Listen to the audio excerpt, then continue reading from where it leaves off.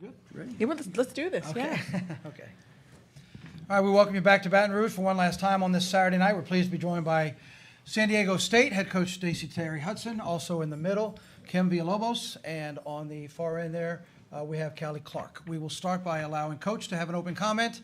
Then we will direct our questions first to the players.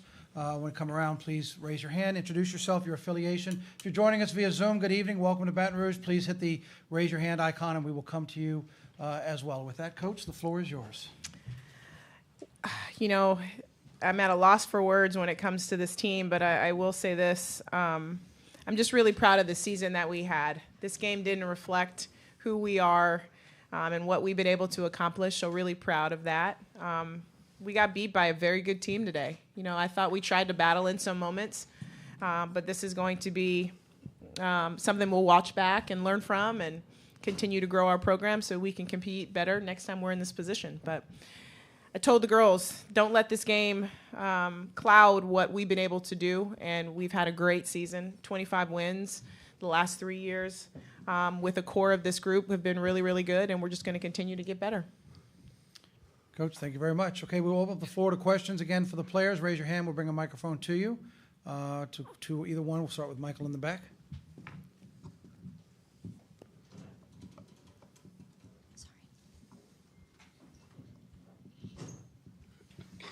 Michael Cobble from WBRZ TV in Baton Rouge. Kim, just how much were the early fouls kind of a damper on your game and what you were hoping to do here today? Yeah, definitely a damper. I feel like I'm a physical player. I thought I could be a little extra physical today, but maybe the fouls were a little too much. But yeah, wanted to be out there with my team, so it definitely wasn't nice being on the bench. But regardless, I was supporting them. But yeah. You have a question up here in the front row? Yeah, this is Blake Spadaro from Blake's Take and W Swish. Anissa Morrow had 12 points and 12 rebounds and shot 3 for 11. What did you ladies think of you ladies' overall defensive effort on her in particular? I think the overall game plan, was boxing out every player. I think they all kind of crashed the boards with, aggressively, and boxing out was definitely the emphasis. I think we did it maybe in spurts. She had some boards, but yeah, I think we gave our effort. I think everybody tried on the team, and yeah, pretty much. You know, she was a key piece of what we were trying to defend because she's such a good player. So I don't know that we held her down, but we knew that we wanted to crowd the paint, and if we were going to give up anything, it was going to be threes. And they were able to shoot a high percentage from the three-point line. So we didn't do anything to slow her down. We just wanted to make sure she saw a crowd. That was the difference, I think. Daniel Frank from A10 Talk. For either of the players, you guys have been on an incredible run through the Mountain West tournament, winning the championship game in triple overtime, and getting the first appearance for San Diego State in this tournament since 2012. What has that been like for you guys to be a part of, and what does it mean to you guys? Obviously, we won the Mountain West, and we all kind of have this saying that we say it's we over me.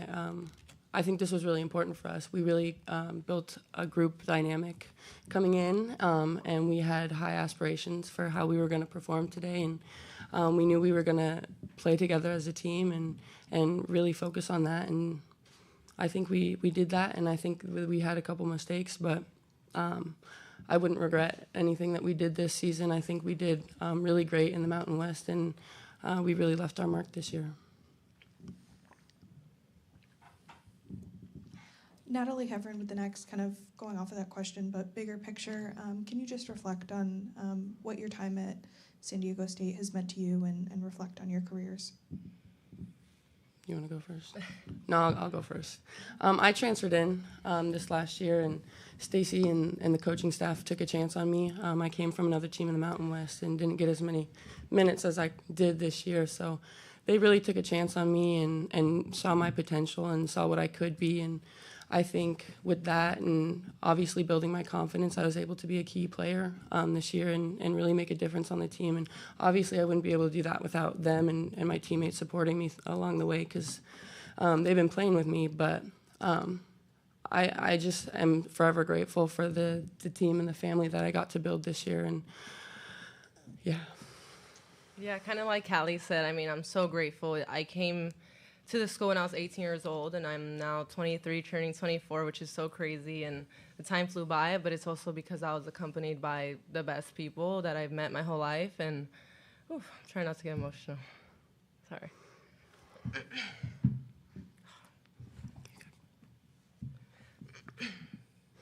Just super grateful. I'm super happy. We won a championship. That's all I've wanted for my career, so yeah. Any other questions? One more for Michael in the back.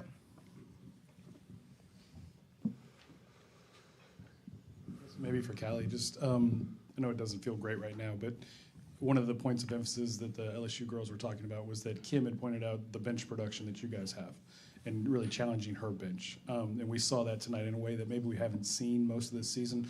Did it just feel like they kept throwing different people at you all night long and they were having some success? A little bit. I mean, LSU is a great team, and obviously they're ranked number 3 in D1 in this region. I think that they were productive. I don't think that it felt very different. They all kind of felt the same to me in terms of like production and aggressiveness, which is expected from a SEC team, I guess. But I think we did our job to the best of our ability, and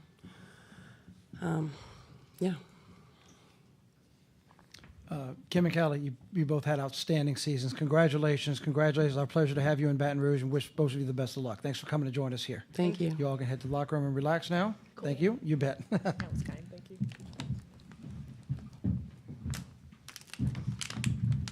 All right, now we'll open up the floor for questions for Coach. And again, you know the routine. Raise your hand. We'll get a microphone to you.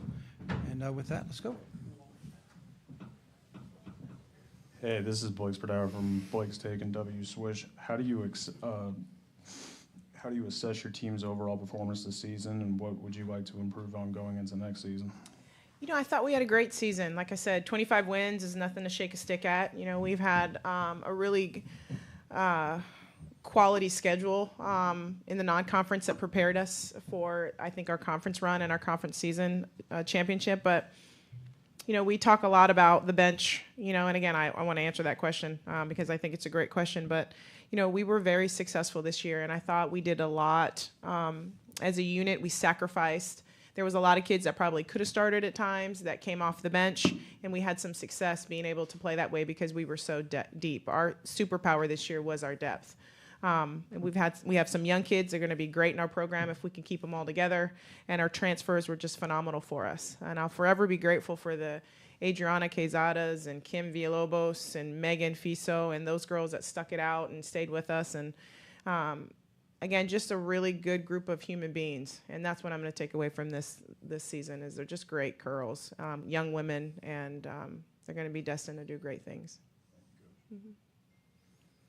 To answer your question, because it was a good question, yeah, it was impressive. They were, we were talking about, you know, what did we see that we didn't expect? I didn't expect the bench to come in and shoot the ball as well as they did, and that makes LSU really, really dangerous when they can go as deep as they did tonight. I thought the transition game was something that we weren't ready for. They were really pushing the ball, and we didn't get back. Like, we knew we were going to get out-rebounded. We knew, you know, who was going to shoot the ball the majority of the time. But I think, and we knew about the transition, but I think it was a little bit faster than we were ready for.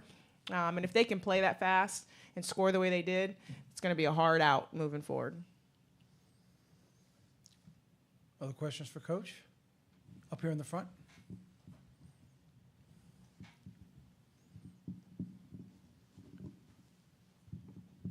Natalie Heverin with the next. You know, you kind of touched on this a little bit, but can you just talk about the impact of the seniors, whether they've been here for 1 year or 5, and getting the program to this moment and kind of leaving that impact for future students to continue to build on? You know, we were just talking about that as we were waiting to come in. Kim has been with me for 5 years. She was one of the COVID babies that came up with us, and we had some, you know, struggles early on, but for her to have the seasons, the last 3 seasons, we've won 70-something games over the last 3 years and really done a good job as far as, you know, making sure we were competitive every time we touched the floor. And that's what I'm going to take away from that group. They've just done a great job raising the bar or getting the bar back to where it was. You know, the standard now is to win a championship. You know, that's what our goal is now moving forward. So I thought we came back after last year's championship run. We lost in the championship game the year prior. We came back focused and really ready to go, and I think that played a big part in the success that we've had this year. So I expect nothing less with the young ladies that come back. And, college athletics looks really different now, so who knows what's going to be on the roster moving forward, but we're going to make sure that we put a group together that understands what San Diego State athletics, what we are about and moving forward, and just going to make sure we get back to this level. This is a great experience for them. And I told them to bottle this up so we can understand what it feels like so we don't have to feel it again. Brett, right here in the middle.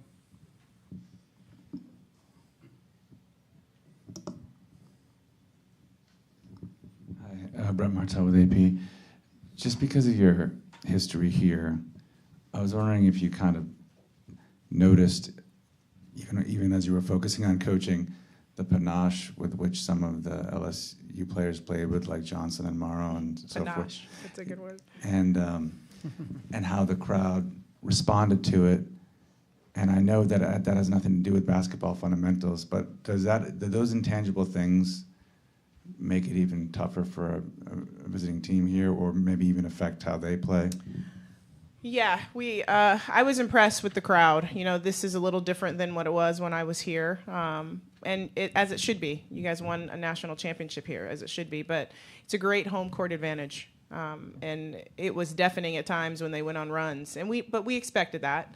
But it's just, obviously I'm disappointed in the outcome, but I'm also very proud of what LSU women's basketball has been able to do because I was a part of it and still hold it very dear to my heart.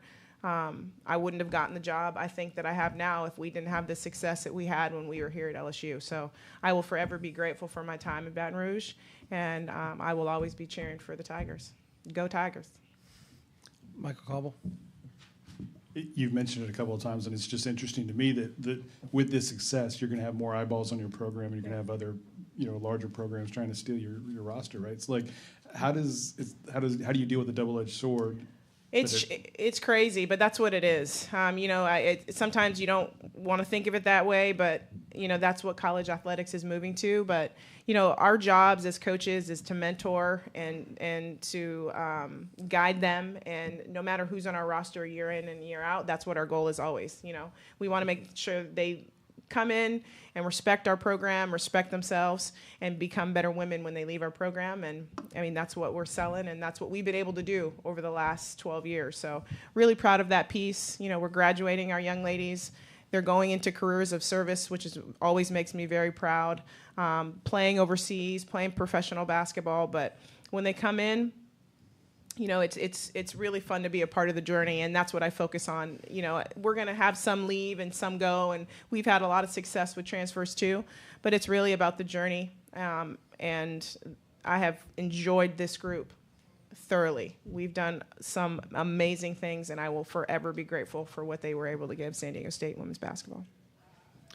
We just crossed over the midnight hour. Can I end with a question? Sure. Yesterday, you were hit with a barrage of questions about you talking to your team about your time here at LSU in the tournament. Obviously, that was a long distance away. Yeah. Now that you've been here for the first time in 12 years, what will you take away from the experience, and what do your younger players take away to go back next year and say, let's go back and do it again? Absolutely. It's just a great feeling to be in the NCAA tournament. That's everybody's goal. Any postseason play is always exciting, and I think that's what we're going to take from it, just being able to compete at a high level.